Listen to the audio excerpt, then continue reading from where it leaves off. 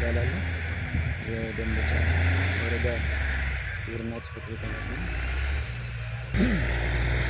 እንደሚታወቀው በማህበረሰባችን ውስጥ የተለያዩ የኑሮ ደረጃ እንዳለ ይታወቃል።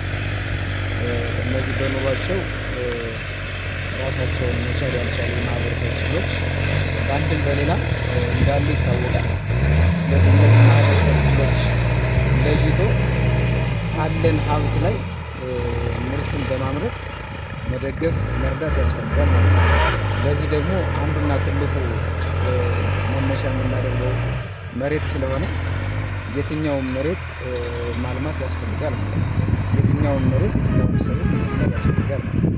አሁን በደረስንበት ኖርማሊ ስንዴ ዘር መዘራት የሚችልበት ወቅት ላይ ስላለነ ስንዴን ብቻ አይደለም ሌሎችንም የሰብል አይነቶች ቀሪ እስካሁን ተዘርተው ግን ጊዜያቸውን የሚጠባበቁ ሰብሎችን በማዝመር ከምርት ውጭ የሆነውን ማሳ ሁሉ እያሰስን በዚህ ደረጃ ምርትና ምርታማነትን ጨምረን ለእነዚህ ሰዎች ህይወታቸውን መታደግ ያስፈልጋል ማለት ነው። በልተው እንዲያድሩ ማድረግ ስለሚያስችል በዚህ ደረጃ ግብርና ቀዳሚ ስራው አድርጎ ከመደበኛ ስራው ያልተናነሰ ያው በመሰረቱ የግብርና ስራ ፖለቲካ ብቻም አይደለም።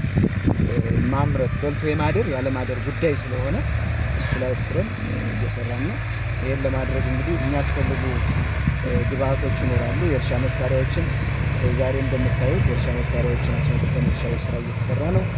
ቀጣይም ይሄ መድገም መታረስ አለበት። ለዚህ የሚያስፈልግ እጃችን ላይ ዳፕ ዩሪያም አለ። ዘር እጃችን ላይ የለም። ይህንን ከዳነት ጋር ተነጋግረናል። አክሰስ ያደርጋሉ ያቀርባሉ ብለን እናስባለን። በዚያ ደረጃ እንግዲህ የዘር ጊዜውን በተመለከተ እንግዲህ ለስንዴ ማሳ እየተዘጋጀም ስለሆነ ከሐምሌ መጨረሻ ሳምንት እስከ ነሐሴ መጀመሪያ ሳምንት ድረስ የዘር ስራውን አጠቃለነ።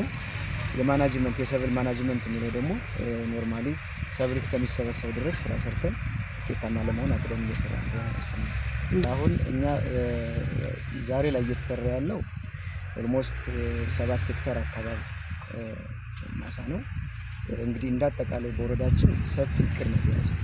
ኦልሞስት ወደ 328 ሄክታር አካባቢ ነው ያሉንን ከምርት ውጭ ሆነው ያሉ ማሳዎችን በየቦታው ባሉበት ቀበሌ አሰሳ እያደረግን ነው። በዚያ ደረጃ ወደ ምርት እንዲገቡ ጥረት እየተደረገ ይገኛል። ከዚያ እቅድ መካከል ይሄ አንደኛው ነው መውሰድ ይቻላል። እንዲያው ሌላ ምናልባት የሚያስተላልፉት መልእክት ካለ? እንግዲህ እንደሚታወቀው አሁን የሐምሌ ወር ነው። በዚህ ሐምሌ ወር ውስጥ ሁሉም ማህበረሰብ በተለይ ከምርት ውጭ ሆነው የቆዩ እና ሰብል የማይሰበልባቸው መሬቶችን ለይቶ መልካምነት ነው። ሰውን መርዳት መልካምነት ስለሆነ በሚመስለው አቅም እያመረትን በኑሯቸው ዝቅ ብለው በልተው የማያድሩ ሰዎችን መረዳዳት ባህላችን ነው። መረዳዳ ሰው የመሆናችንም አንድ መገለጫ ስለሆነ በዚያ ደረጃ ስለሚሰማኝ ይህንን ማህበረሰብ ፖዘቲቭ ሊወስዱ ሊሰራው ጥሩ ነው።